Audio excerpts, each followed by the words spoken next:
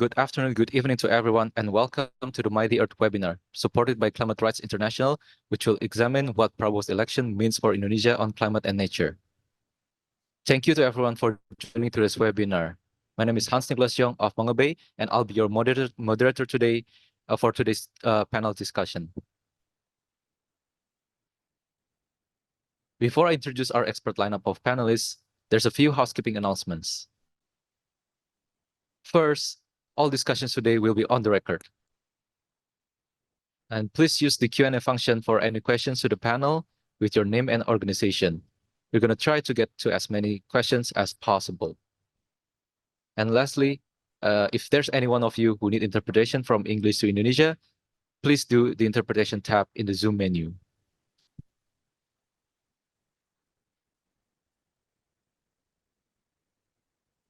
So the confirmation of Prabowo Subianto as Indonesia's president-elect means the stakes are high for the country's nature and for the global climate. Our distinguished panel convenes today to examine the challenges and opportunities awaiting the new administration. A little bit of background about Indonesia. Indonesia is the world's fourth most populous country, and it is set to become the world's fourth largest economy by mid-century. It contains the world's third largest area of rainforest after the Amazon and Africa's Congo Basin.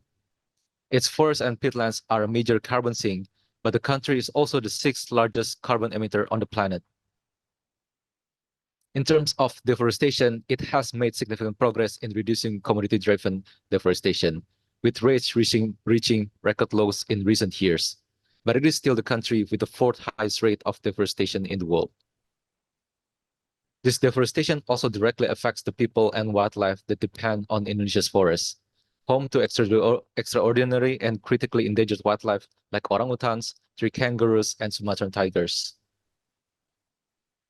On energy, the country has begun to launch significant renewable energy projects.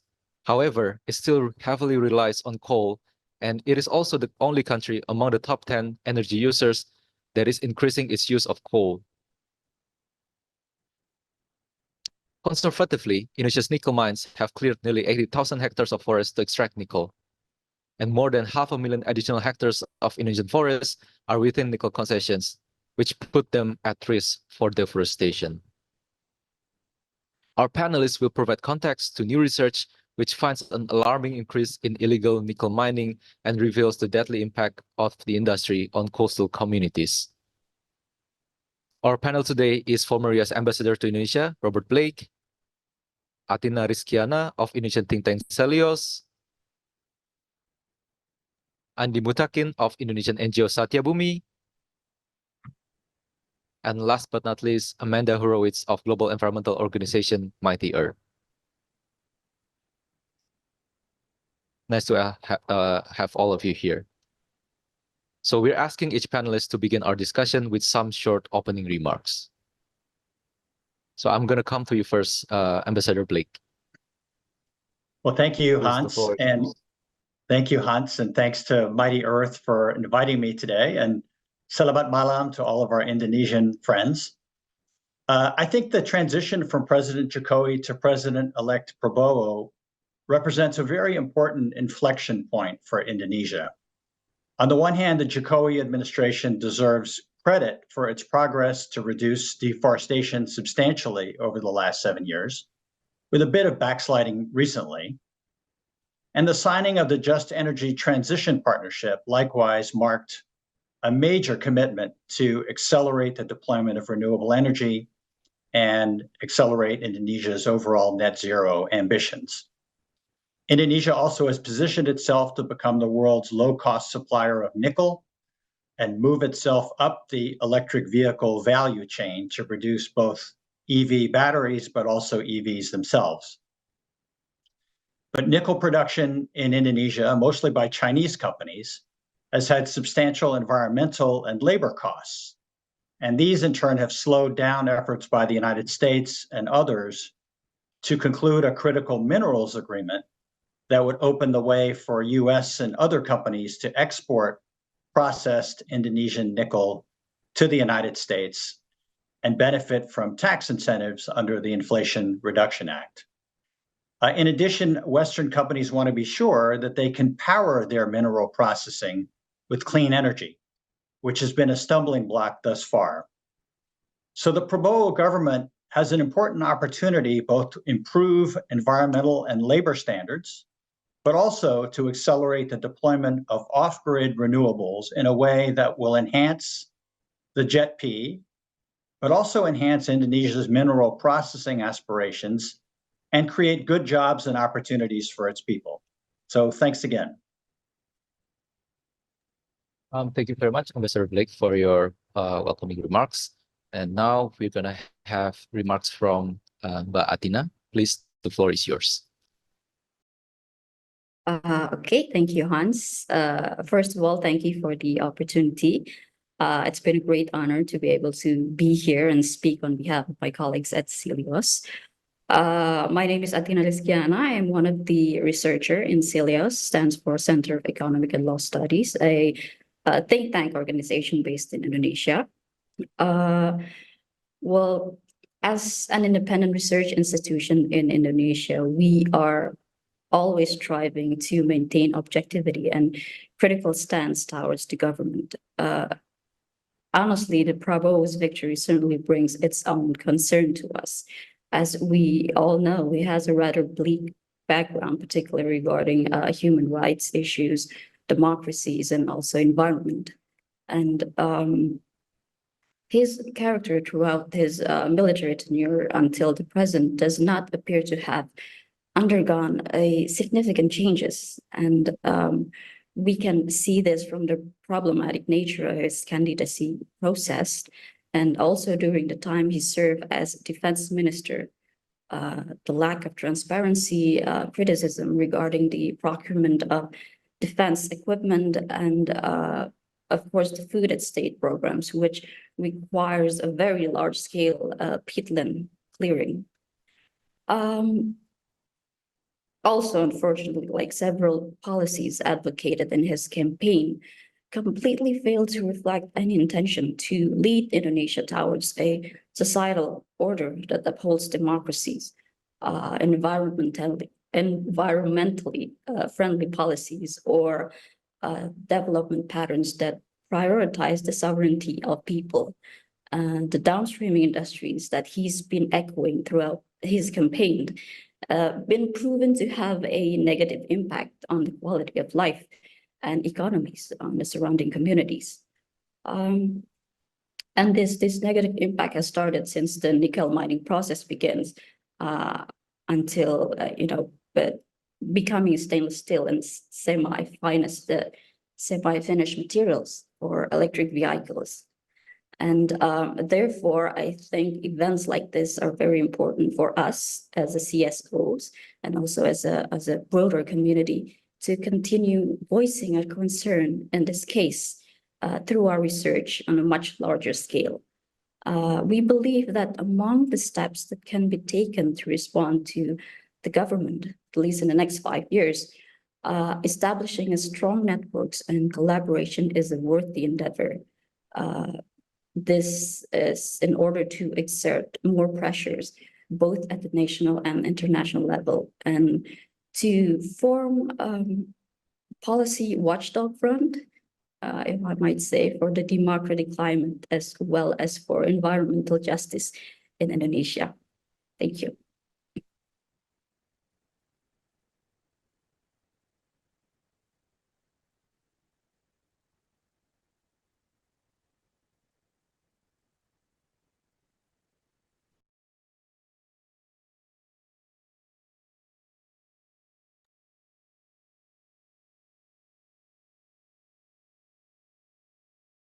Sure. Andi, do you mind giving your opening remarks? I'm sure Hans will join us momentarily. Right. Thank you, Amanda. So let me introduce Satya Bumi. Satya Bumi is a civil society organization focused on environmental and human rights campaign and advocacy in Indonesia. So yeah, we are concerned about the election of Prabowo as a president.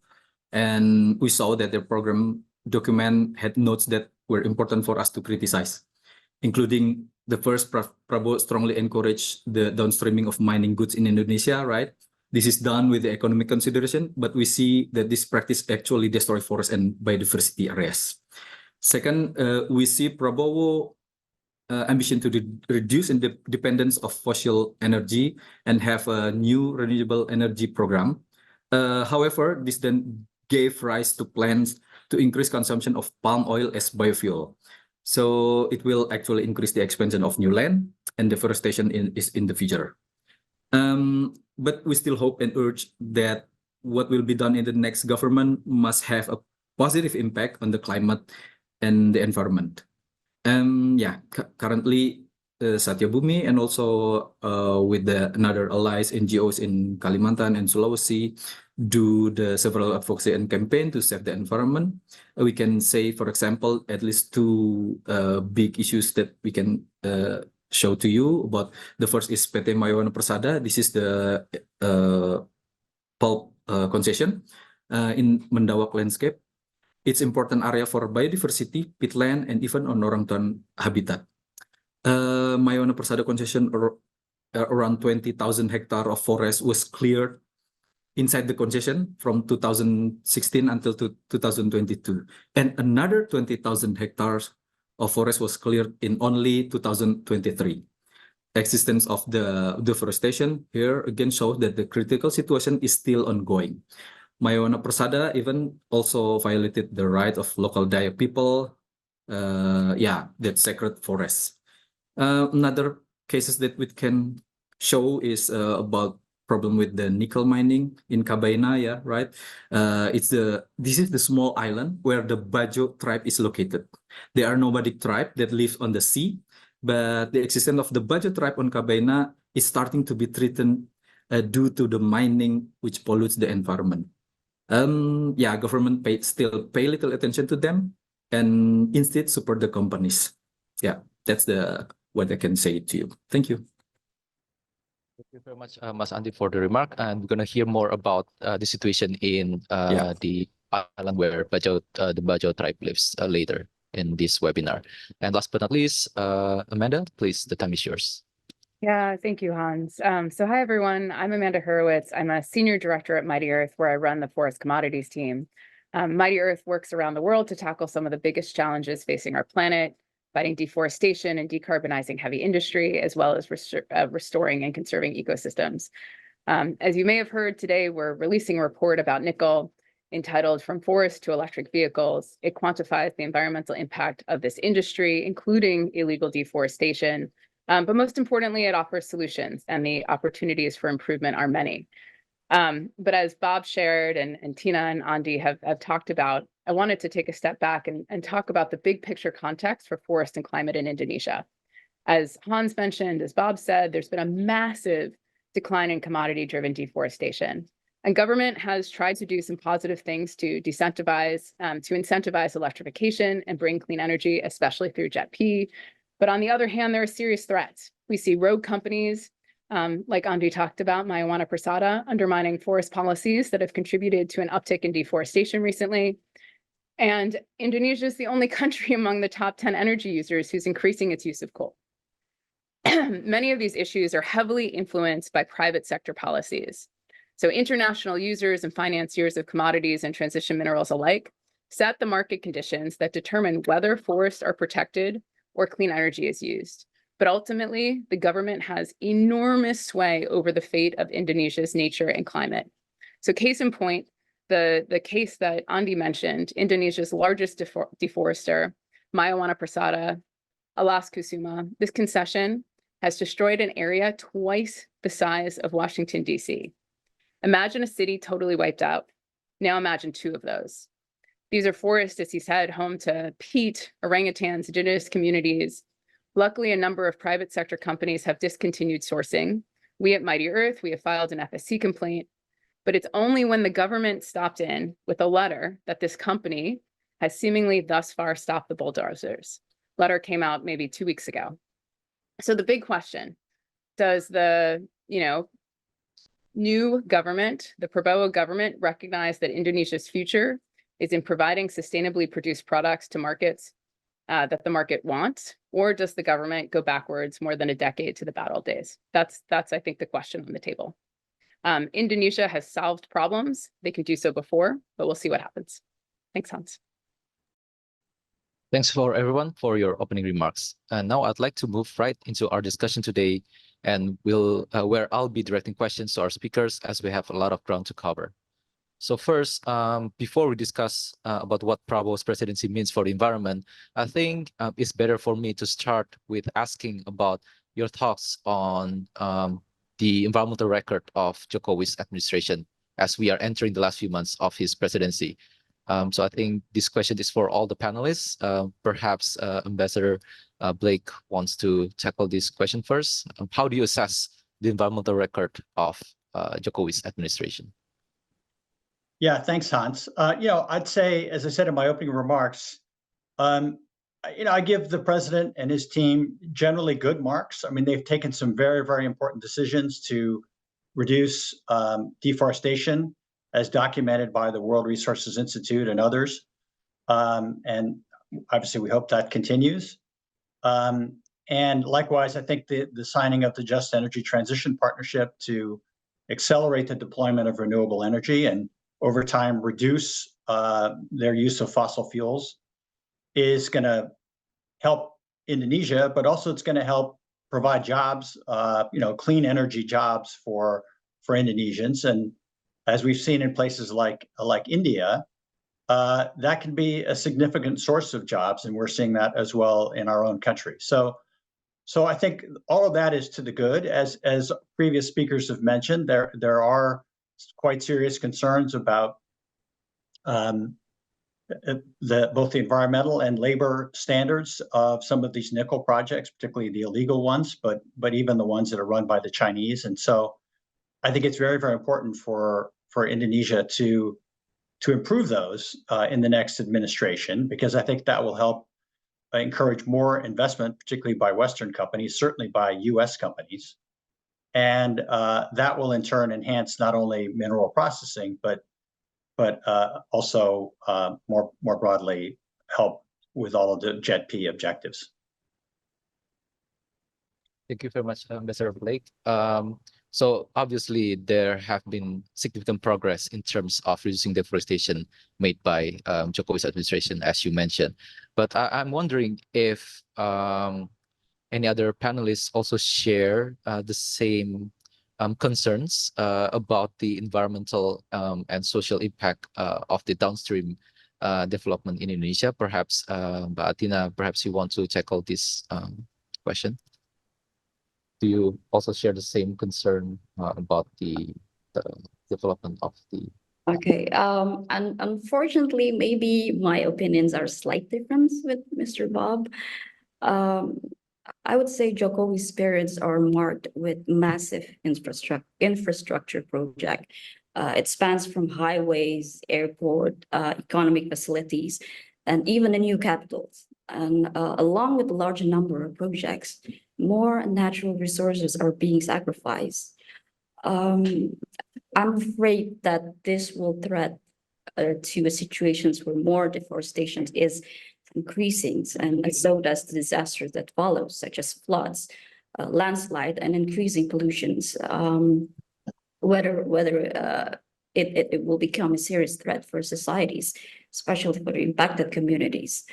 And I would say for someone who upholds democracy as his #1 highlights of the presidential campaign, unfortunately, what happens right now is quite the opposite.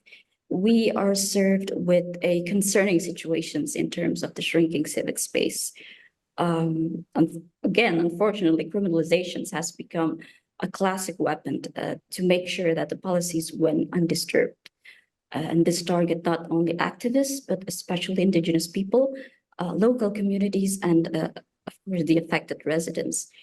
We already saw this in his first period, and unfortunately, things didn't do better in the second one, as the downstreaming industries came to play a huge role in Indonesian economic policies, especially in the last 4 or 5 years.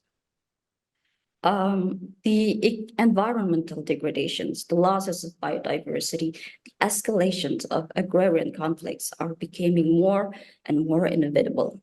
And Indonesia has become a republic for investors, both at national and international scale. Conflict of interest colors many of the policies being taken. And unfortunately, this does not seem to be moving in a better direction. Considering Jokowi's support for Prabowo and how the work plan presented in his campaign is nothing but an extension of the policies and interest of the Jokowi's regime, basically. Thank you.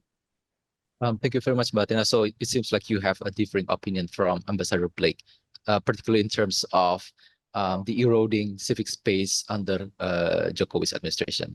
So I think I'm going to ask Mas Andi whether you also have the same concerns of eroding civic space and whether you see things will remain the same or whether it's going to improve under Prabowo administration, because obviously Prabowo has has touted himself as the continuation of Jokowi. So do you see whether the civic space will improve in the future, or will it continue to diminish or decline? Yeah, it's already written in the law actually. So if we take a look to our new law like omnibus or any other like new penal code of Indonesia and transaction of electronic law, it's already written that many things already and become as a shrinking harder in my opinion. So this is happened in many of the area of our where we work in many islands, in Kalimantan, in Sulawesi, or in every concession have conflict with the companies. This is just example in the environmental area. We can see also in the civil and political issues area. It's more complicated. So I assume because Prabowo is a like extension of the Jokowi's period, it must be more difficult for civil society and democracy in the future. Thank you very much, Andy. So it seems like you have shared the same concerns with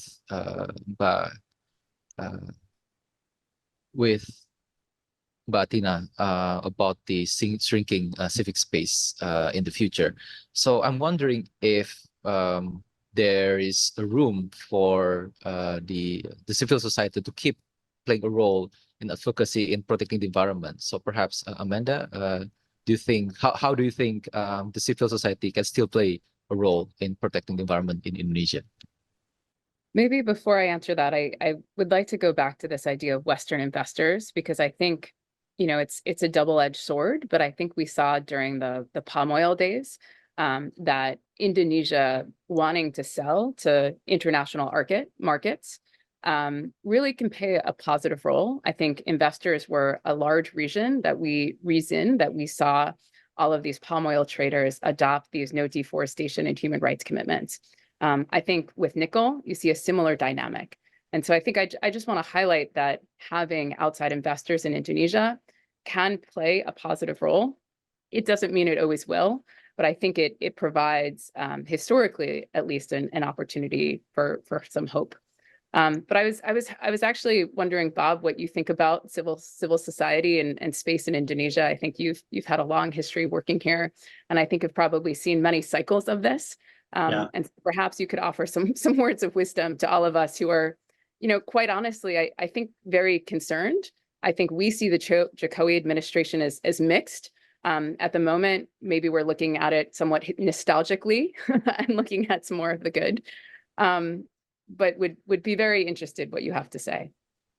Yeah, I've been an American diplomat for 31 years and worked on democracy all over the world. And really, frankly, what Indonesia does on democracy and on civil space, it really matters globally.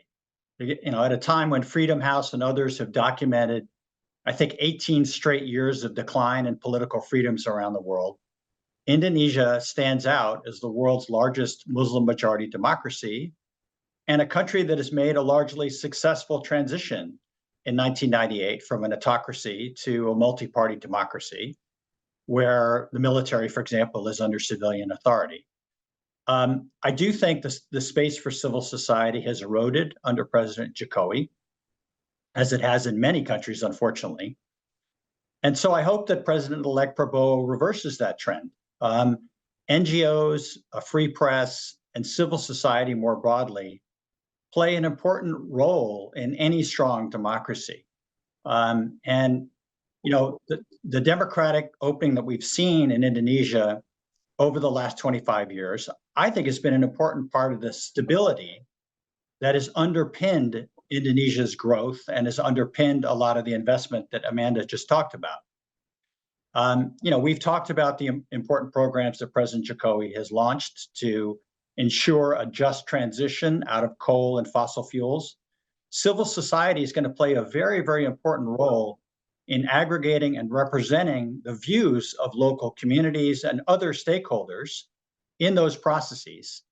And having a strong civil society can help ensure a robust participatory process that will ensure sound planning, broad-based support, and ultimately good, sustainable policy. So I can't emphasize how important it is to provide that space for civil society.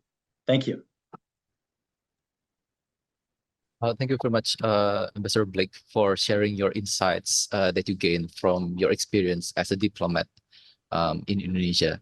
So I'm going to move on to the next topic. Mas Andi and Amanda, both of you have mentioned about the presence of rogue companies in Indonesia, unfortunately, in particular, this company called Mayawana Persada.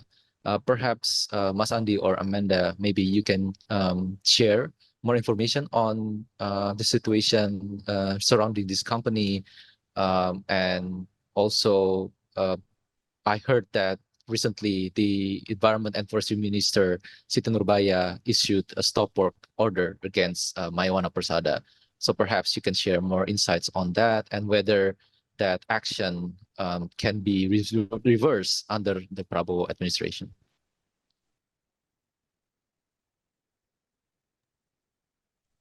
Right. Perhaps.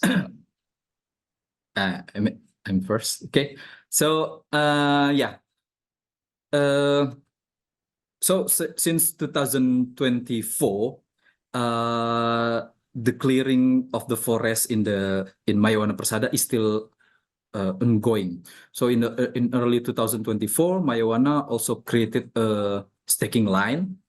This is they plan to clearing in the next area. So if we look to the area, it's almost 6,000 hectares. Yeah. And if we compare, it is have an emission release will be 300 metric tons. 300 metric tons. So, but in the last 2 weeks, yeah, two weeks ago, Ibu Siti just released the letter and asking Mayawana Persada to stop the clearing the forest. And what we should do now is monitoring since the start the letter until now. So we can see, is it Mayawana Persada comply with the minister or not? If this is still a problem, we can show and make a report to the ministry later. Yeah. Thank you very much, Mas Andi. Amanda, do you want to add something? Sure. Yeah. I mean, I think this is just, you know, it's an example of how government can act. And this is the type of action. I mean, it's coming later than we'd like, but it is welcome. The letter was under the auspices of Indonesia's climate agreements. So under the Paris, as part of the, you know, forest and other land use 2030 net carbon sink, the actions of Mayawana Persada, Alaska Suma were not compatible with those goals. And so you see the government stepping in and taking action in order to actually meet climate commitments. It's really quite welcome. I think we need to see this, though, much more widely. And so, for example, we're releasing a report today on nickel deforestation that looks at nickel deforestation, some of which is illegal.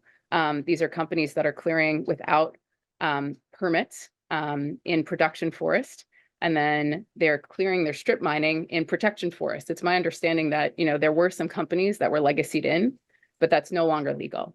And so we think this is a real opportunity for government agencies, potentially like Kahaka to step in and use the laws. And we'd hope that we'd see additional laws passed that would help clean up this industry. Again, we saw this with palm oil, even with pulp and paper. It is possible to clean up these industries, but we need government and industry and consumers all working together to do it. I'm really concerned about, the island that Andi and Satyabhumi visited, Kabaina. We have to act now. Thank you very much, Amanda, for your insight. So, unfortunately, we are running out of time for the discussion. But next, we're gonna watch a short film produced by Satyabhumi on the Bajau people, which Mas Andi has mentioned before. So a little bit of background: the Bajau people are the last nomadic sea tribe in the world, but their ancient way of life is under threat. Nickel has turned the waters red around their stilted communities in the Kabaina Island off the coast of Sulawesi.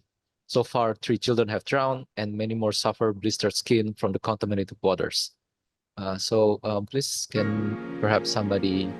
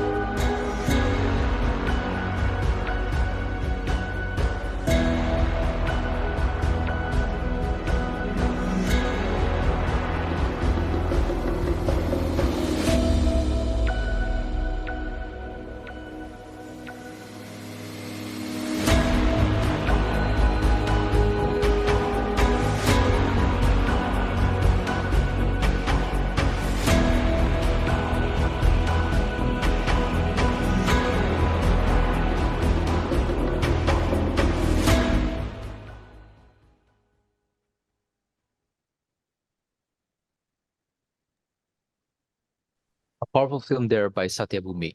For anyone who are looking to produce their own stories, we have images and B-roll on request. So now we're going to take some questions. There's already some questions coming in, so I'm going to read some of them. The first one is from Christina Ekender. I'm sorry if I mispronounced your name. Her question is for Ambassador Blake. How do you see more US support for stopping deforestation and environmental degradation in Indonesia?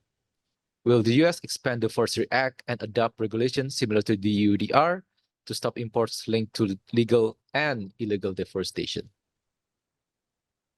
Please, Mr. Blake, the floor. It's a little hard to predict what's going to happen in the future, given we have such a stark choice in our upcoming election. I think it's safe to say that if President Trump is reelected, you would not see any strengthening of environmental regulations. I haven't, frankly, heard that much about that particular topic in terms of the Biden administration, but certainly they have a very strong environmental record. They're very proud of the steps that they've taken on both climate and the environment. And I think we certainly will see that continue in the next administration. I do think, just to reinforce the point that Amanda made earlier, it's really important to also think about the role of the private sector, because the reason that the large palm oil companies in Indonesia took the steps that they did was not because of any advocacy by any of us. It was because they had to be conscious of how their policies are perceived in their key markets around the world. So they saw it was in their economic interest to improve their forestry policies and have ambitious net zero policies, because that would help ensure their market share overseas, but also help ensure shareholder and investor support. So I think the private sector part of this is just as important as what governments do. Thank you very much, Mr. Blake, for your answer. We're going to move to the next question. This one is from Fidelis. She is from China Dialogue. Her question, there are two questions actually. The first one is, will important decisions made or not made by Jokowi administration be carried on by the next administration, such as JETP, Indigenous Peoples Bill, the development of the new capital in Kalimantan, and so on. And the second one is, what is your take on the upcoming cabinet, especially those related with environment, such as energy, environment, and forestry ministries? What should be the criteria for those who are going to take the role of ministers on those ministries, ideally speaking? So perhaps, Atina, perhaps you want to take the first question? Okay, thank you, Hans. If I'm not wrong, correct me if I'm wrong, the first question is whether the Prabowo's administrations are going to also did the Jokowi's administration's policies. Okay. Well, in terms of JETP, it's I must say it's still quite hard to predict, but I think I can tell that the IKN or the national capitals will be one thing for sure that Prabowo's are going to continue, because it's basically told often many times in his campaign alongside with Jokowi's son Gibran, and I think right now the buildings of the IKNs are getting more larger, even though there are so many contradictories behind it. I think around last month, there are some indigenous peoples and local communities doing a hard protest regarding the buildings of IKN, because it's basically ruining not only their civic, their living space, but also their entire histories, their entire cultures. Yeah, I must say is that some of the environmental policies that taken with Jokowi's are going to be continued by Prabowo's. Thank you very much, Atina. Perhaps for the second question, maybe Mas Andi can tackle the question on who, what kind of criteria, ideally speaking, person, should have to fill the position. Sure. Yeah. Yeah. What's the upcoming cabinet? In my opinion, this is maybe it's too early, but based on their document during the campaign, the vision and mission. So like what I mentioned before, they have a project for the downstreaming of mining goods and also how to make the consumption of the palm oil in the Indonesia. This will increase the deforestation in the future. But ideally, what should they do is not only considering the economic issues, but also how to thinking how is the environmental in the future. So it can be balanced between the economic and the human rights and also the environment. That's the first. And also Prabowo administration in the future must be also aware about how is the global changing, the sustainability issues, like similar like EUDR. Indonesia cannot be only the consumption in the consumption in their country. They also have connection with another country. So this must have a implication for the Prabowo administration in the future. Yeah. Thank you very much, Mas Andi, for the answer. The next question is from Resi Yudiar, from South China Morning Post. China, much like Jokowi, Prabowo is likely to have a close tie with China, particularly in economy and investments. Are you concerned that the current practice of nickel mining will continue under Prabowo? What should the incoming administration do so that the Chinese investors and their affiliates improve their operations in regards to environment and protection of the indigenous community in Sulawesi, in regions like Sulawesi and Halmahera? And this question is for all panelists. Perhaps Amanda, maybe you want to tackle this question first, and then we're going to move to other panelists. Sure, happy to. I mean, I would say, you know, the first thing to remember is while China may not be an environmental leader, it also doesn't want to be an environmental laggard. And so I think we just have to look at China as a complicated partner, but one that is interested in what the international community thinks. It is not just a black box where all bad things go. So there's that. And then the other thing is, you know, nickel mining is dirty. Mining is dirty. That's just how it is. But there are ways to do it more responsibly. And so I think the most important takeaway from all the research we've done is there's an organization called the Initiative for Responsible Mining Assurance, IRMA. And it is an initiative that's made up of civil society, of local communities, of labor, so of workers, and industry, all sat at a table for a decade and negotiated standards. If every mine in Indonesia would go through an IRMA audit and adopt its standards, we would be in, you know, just such a much better place. And so, you know, we need to start doing that. Indonesia has to start paying attention to these international standards and adopting them. You know, there's more specific things. You know, I would love to see a time-bound commitment to phase out the use of fossil energy, in particular coal. I'd like to see more laws being implemented.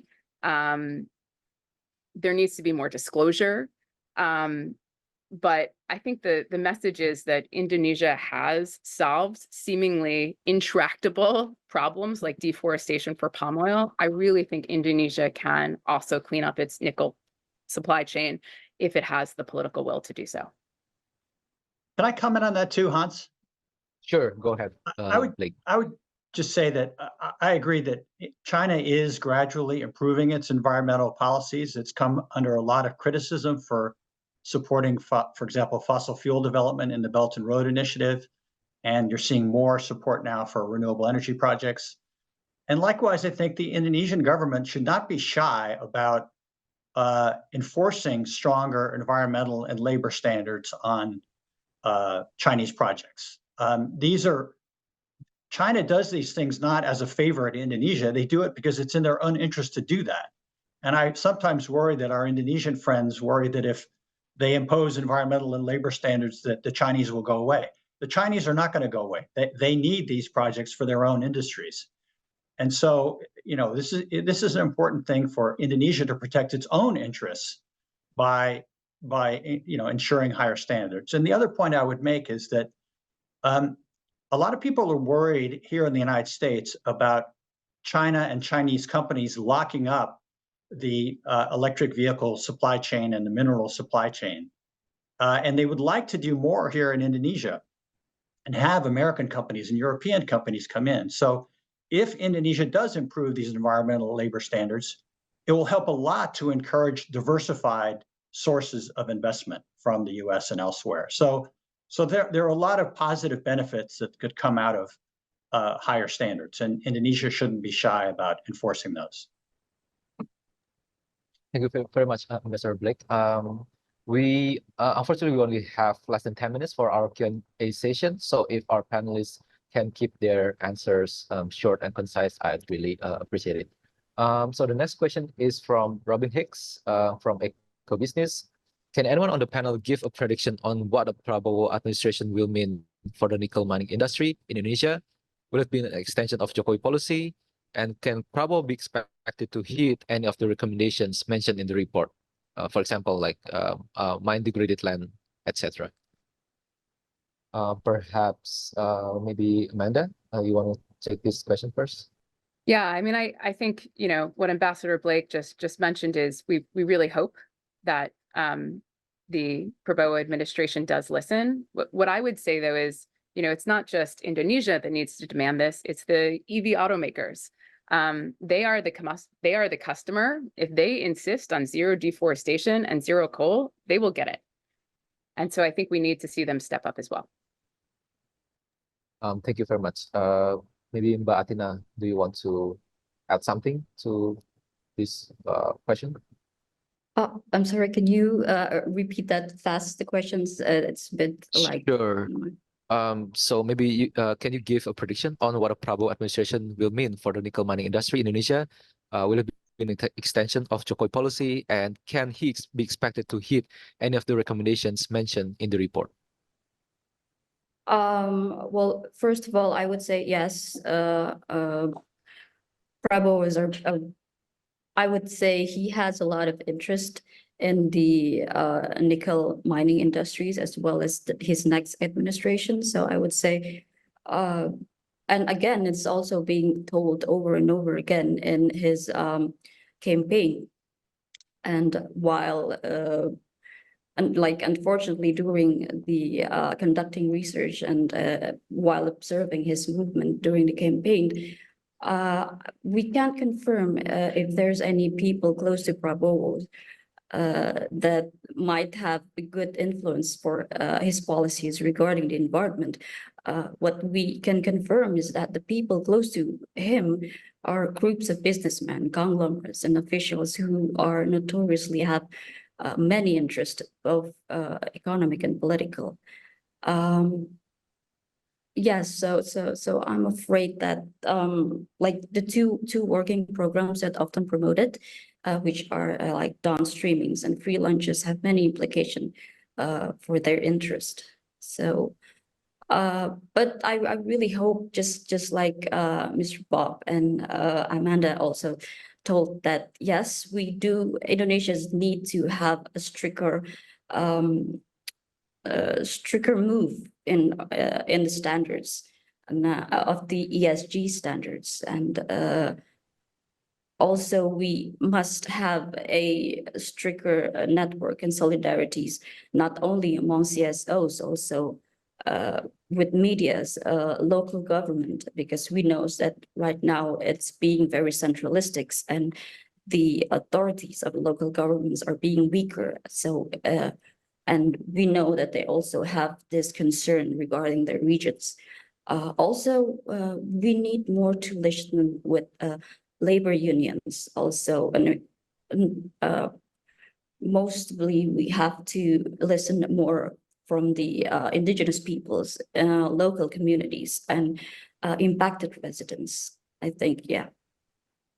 Thank you. Thank you very much, Mbak Atina. So the next question is from Jasmine Putri, about your take on biofuel policy. I'm looking at the current target for domestic blending of biofuel based on palm oil. So perhaps Amanda, would you like to tackle this question, and then maybe we can move to Mas Andi. Yeah, I mean, I think it's, I mean, the honest answer is it's terrible. We, would like to see a cleaned up electric vehicle supply chain and have Indonesia have more renewable energy and move to electric vehicles that are powered with clean energy. We see biofuels, whether it's palm oil in cars or biomass in coal plants, as false climate solutions. And so these are ideas that may sound good on paper, but in practice lead to more deforestation. And we know that Indonesia needs its forests in order to meet its climate commitments. So Andi, I imagine you have perhaps additional thoughts, maybe similar, maybe different. Yeah, the government has already set up the target, right? Biodiesel 40% by 2024, and then I'm not sure if in the future how much the blending of the biofuel in the with the biodiesel. So if the target is more increase in the future, we already have the calculation. It's more if the target increased in the 2025, so the need for expansion will be higher and faster until 746,000 hectares. That's what we already calculate. So up until now, they still on the process how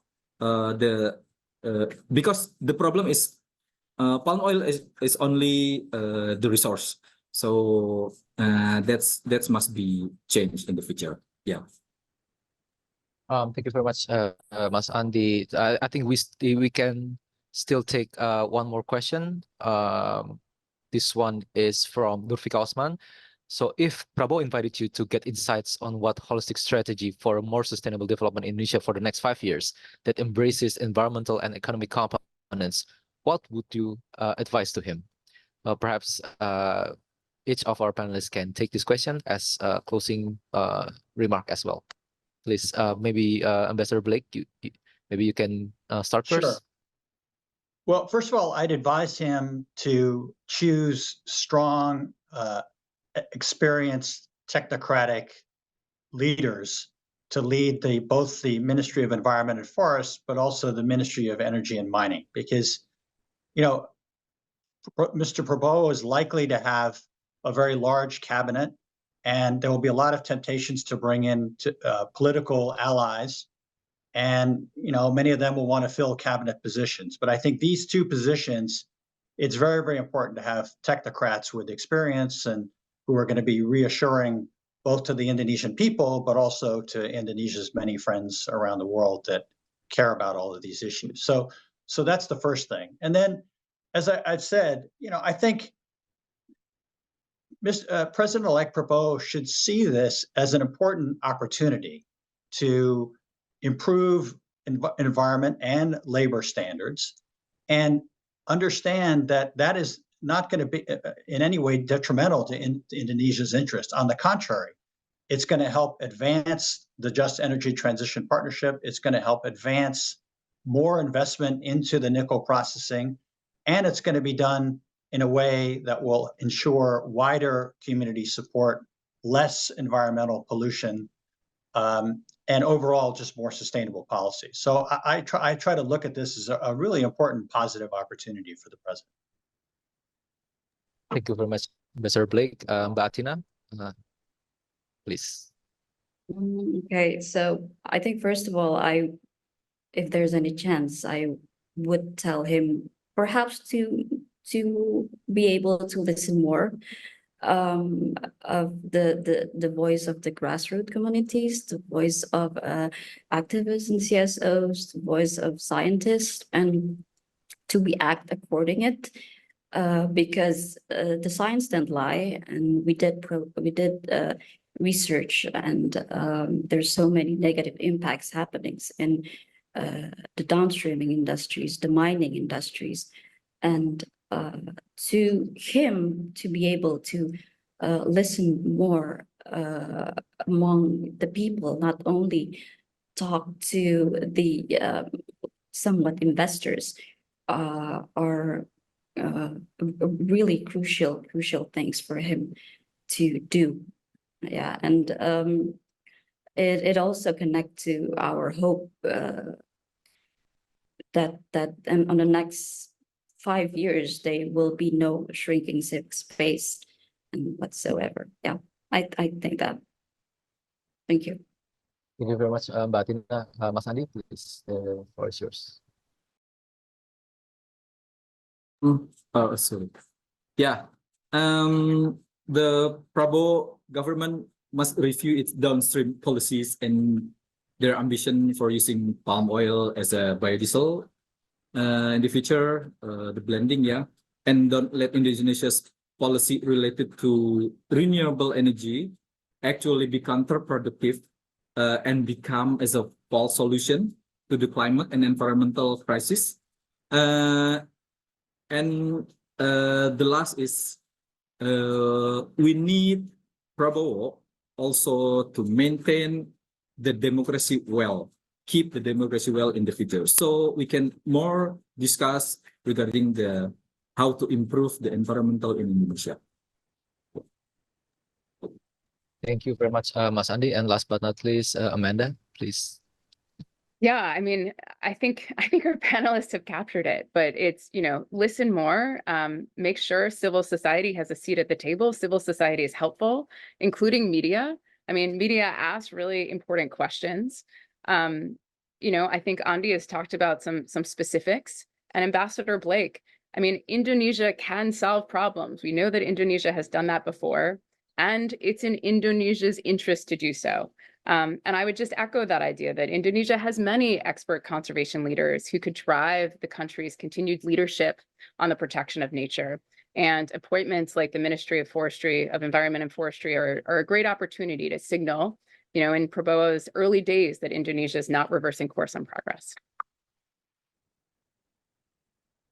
Thank you very much, Amanda, and thanks everyone for a lively and insightful discussion and for taking part today.